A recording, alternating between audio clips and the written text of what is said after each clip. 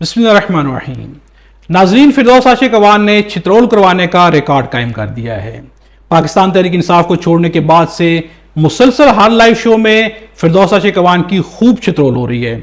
उसके बावजूद भी उन्हें समझ नहीं आ रही और दोबारा चित्रोल करवाने के लिए लाइव शो में आ जाती हैं। इस दफा जो है मेहर बुखारी ने बहुत ही प्यार से और मीठे अंदाज में फिरदौस आशिक अवान की खूब चित्रोल कर दी है। हम आपको पहले वीडियो दिखाते हैं और फिर इस डिटेल में बात करते हैं। अब मसला ये है फिरदौस आपा के पीपल्स पार्टी ने अलाइनमेंट नून लीग से की तो आपने पीपल्स पार्टी छोड़ दी। अब ये आपकी नई जमात भी तो अलाइनमेंट उधर से ही कर रही है और इसके ऊपर आएंगे इंस्टेंस। आपकी जमात के सदर हैं अलीम खान साहब, थोड़ी देर पहले वो कह रहे थे वो छोड़ चुके हैं सियासत, लेकिन ये भी उनकी तीसरी सियासी पार्टी। सवाल आपसे ये आपकी पार्टी के सदर हैं, आप तर्जुमान हैं, आपकी चौथी पार्टी, ये उनकी तीसरी पार्टी और बाकी तमाम तर लोग जो आपकी जमात का हिस्सा है वो अपने अपने तय कितना वजन रखते हैं? ये सब जीत सकते हैं अपने बलबूते पे, अपने सर पर? इनमें से कौन कौन इलेक्शन जीत सकता है? इसका जवाब जो है आपको वक्त देगा। इसका जवाब जो है वो आपको सियासी अखाड़े में मिलेंगे। ये टीवी की स्क्रीन पे बैठ के इसके जवाब नहीं दिए जा सकते। और फिर उसके बाद जो है वो तरह की आप जो नैरेटिव आप बिल्ड करना चाह रही हैं कि जितने लोग यहाँ आए हैं फैक्ट्स रखें बीबी, मैंने नैरेटिव तो नहीं कोई बिल्ड किया। फिर उसके बाद अली ज़ादी को आप कहाँ काउंट करेंगी? ये सब लोग जो खास तो मैं आपसे पूछ रही हूँ माइंड सेट से क्रिएट होके एक अलग प्लेटफॉर्म में आए हैं। ये लोग पाकिस्तान को बदलता देखना चाहते हैं, एक नया पाकिस्तान, वो पाकिस्तान नहीं जिसका नारा लगा था। हम मुत्तहिद पाकिस्तान को देखना चाहते हैं। क्योंकि इमरान खान साहब ने जो इस मुल्क के साथ वाड़ किया, जिस तरह सादक और अमीन का नकाब ओढ़ के वो बुशरा बीबी पीछे बैठ के जिस तरह से वो डाका जनी और नकब जनी होती रही, तो मुझे बताए ना कि उसका जवाब कौन देगा? हमारी सियासत में लॉन्ग टर्म और कंसिस्टेंट बड़े फ्लूइड टर्म्स रह गए हैं ना। मगर आपने कहा जात की नफी करके आए हैं, यही चीज अगर पहले पहल हो जाती और इस टाइम पे ना होती तो खान साहब, उनकी अहलिया, इनके खिलाफ जो भी आपके इश्यूज थे तब समझ भी आती। लेकिन अब चलें, अब प्रेजेंट टेंस में आ जाए। मुखालिफ वोट टूटेगा, आप लोग मैदान में उतरेंगे, किसका वोट तोड़ेंगे? नून लीग का तोड़ेंगे, पीटीआई का तोड़ेंगे? वो स्पेस कैसे बनाएंगे? किसका वोट टूटते दिखाई दे रहा है? हमारी हर उस शख्स से टक्कर होगी जो सियासत के मैदान में इलेक्शन के उस लैंडस्केप के ऊपर खड़ा होगा और वो हमारा सियासी हरीफ होगा।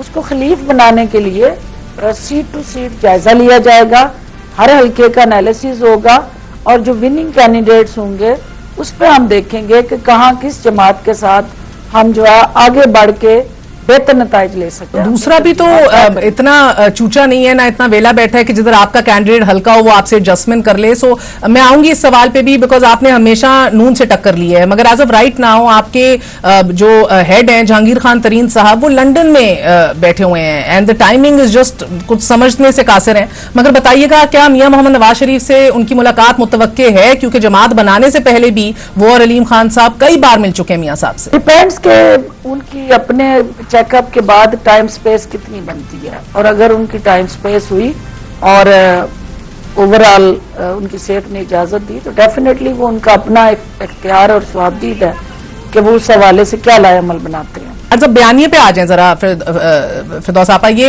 बयानिया क्या होगा? आप लोग जब हलकों में उठेंगे क्या बात करेंगे? परफॉर्मेंस के ऊपर, महंगाई के ऊपर क्या बात करेंगे? लंगड़ियाल साहब ऐसे पीएम है वजीर आजम के जो आपके साथ हैं, फ्रंट रनर पहली सफ में। ऑन चौधरी साहब जो हैं वो खड़े हुए हैं शहबाज शरीफ साहब के साथ। आप लोग तो खुद अभी हुकूमत में है, तो उतर के क्या बात करेंगे? आधे लोग रेजिस्टेंस और बड़ा टफ टाइम फेस करेंगे क्योंकि उनको टर्न कोट समझा जाएगा, बाकी जो हैं वो कोई बयानिया लाने जोगी नहीं होंगे क्योंकि खुद 5 उंगलियां घी में थी। क्या बयानिया होगा? बयानिए में हमारे बड़ी क्लैरिटी है कि हमने पाकिस्तान को पोलराइजेशन से निकालना। तो माजरत के साथ कथा कलामी मार हो रही है जो इस बजट में नहीं दिख रहे। मगर फिरदौस साहब, अगर मुझे इजाजत दीजिए, सीट एडजस्टमेंट पे आ जाएं। सीट एडजस्टमेंट क्या पॉसिबल है?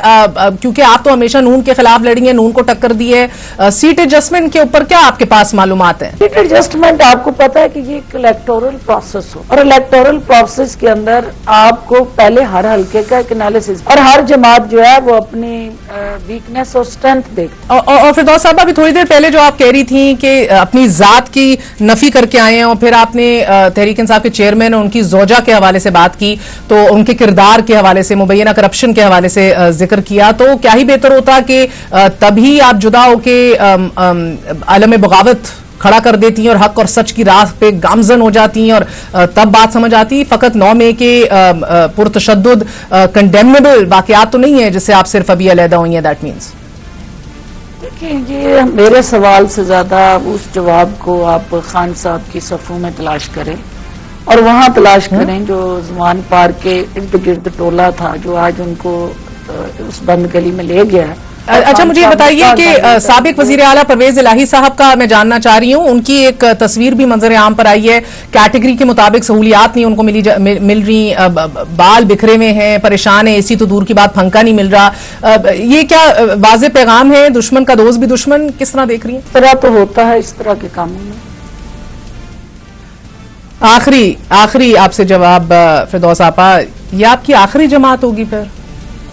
आप जब तक आप नहीं आएंगी सियासत में और आप और मैं इकट्ठे खड़े होंगे, आपको भी लाना इधर ही। फ्लूइड ही समझू सिचुएशन को, बिकॉज़ मैं तो नहीं आने वाली। फिरदौस आपा, बहुत बहुत शुक्रिया। एक वक्फा लेते हैं, वक्फे के बाद मिलते हैं। नाज़रीन, शायद इतनी जल्दी गिरगिट भी रंग नहीं बदलता जितने जल्दी फिरदौस आशिक अवान ने बदल लिया है। अगर मेहर बुखारी के चेहरे को गौर से देखा जाए तो फिरदौस आशिक अवान के हर जवाब पे मेहर बुखारी के चेहरे पे हैरत ही नजर आती है। क्या सवाल था और क्या जवाब था, खुद हैरत अंगेज है। फिरदौस आशिक अवान ने हर सवाल का इस तरह से जवाब दिया है कि जिस तरह उन्होंने जवाब दिया ही ना हो।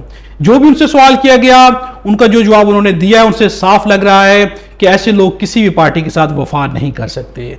पाकिस्तान तहरीक इंसाफ को छोड़ने के बाद फिरदौस आशिक अवान ने बहुत जल्दी की है दूसरी पार्टी ज्वाइन करने में और अपना रंग बदलने में भी बहुत जल्दी की है। यही चीज जो है फयाजुल हसन चौहान ने भी की है। इन दोनों ने पार्टी बदलते ही रंग ही बदल दिया।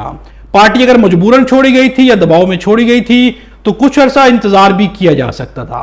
हो सकता है कि हालात बदल जाएं, हो सकता है कि जो आसमान का रंग नजर आ रहा है वो तब्दील हो जाए, हो सकता है कि तेज धूप के अंदर भी बारिश हो जाए। सब कुछ मुमकिन है। पाकिस्तान की सियासत में अगर कहा जाए कि कोई चीज नामुमकिन है तो ऐसा नहीं हो सकता। हाँ, सियासत में अगर कोई चीज नामुमकिन है तो वो है ऑनेस्टी। पाकिस्तान की सियासत में ऑनेस्टी शायद बहुत ही टाइम लेने के बाद आ सके, लेकिन सियासत को अगर सियासत की नजर से देखा जाए तो पाकिस्तान की सियासत इस वक्त मुफादात की सियासत है और ऐसी सियासत है कि जो हर लम्हा अपना रंग बदल रही है। कौन कल ऊपर होगा और कौन नीचे होगा कुछ नहीं कहा जा सकता।